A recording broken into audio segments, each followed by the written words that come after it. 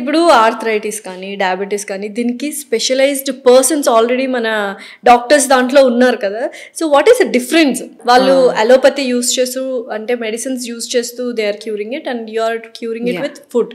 నేను వెయిట్తో ఉండి ఆర్థరైటిస్ ఉన్న కేసెస్ని తీసుకుంటా. వెయిట్ ఓకే, వాళ్ళకి బాడీలో inflammation, water retention, anti inflammatory food, బాడీలో వాళ్ళు కరెక్ట్గా పడుకోవటము, వాళ్ళ హార్మోన్స్ని బ్యాలెన్స్ చేయటము, వీటిలన్నిటికీ కలిపి కుకింగ్ మెథడ్స్తో.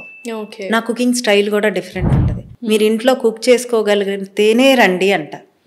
ఓకే, నేను బయట ఫుడ్ ఏముంది, చక్కగా చికెన్ తినండి, ఫిష్ తినండి, ఇంక కినోవా తినండి, ఇవి కూడా హెల్తీయే చెప్పొచ్చు కదా. But my cooking thing has some unique thing. ఏంటి స్పెషాలిటీ కుకింగ్ లో? అంటే డిఫరెంట్ టెక్నిక్స్ ఉంటాయి. ఎందుకు చెప్పాగా, నా కుకింగ్ కూడా చెప్పా. బిర్యానీ ఎలా వండాలి, ఇన్సులిన్ స్పైక్ అవ్వకుండా, మీరు కర్రీ తినేటప్పుడు కూడా ఇన్సులిన్ స్పైక్ అవ్వకుండా ఇన్ఫ్లమేషన్ తగ్గడానికి తినే ముందు కొన్ని చేస్తాను. తిన్న తర్వాత 3 o'clockకి వాళ్ళకి ఇన్ఫ్లమేషన్ ఎక్కువ ఉంటే చక్కగా వాళ్ళకి ఏ డ్రింక్ ఇవ్వాలి, ఒక్కొక్కరికి ఒక్కొక్కటి. గ్యాస్ ఫామ్ అయ్యే వాళ్ళకి కొన్ని ఫుడ్స్ కట్ చేసేస్తాను. కొంతమందికి గ్యాస్ ఫామ్ అవటం వల్ల కూడా బాడీ పెయిన్స్ వస్తాయి. అసలు మీకు బాడీ పెయిన్స్ ఎందుకు వస్తున్నాయి అనేది ఆ మూలాన్ని నేను కనుక్కుంటాను. ఓకే.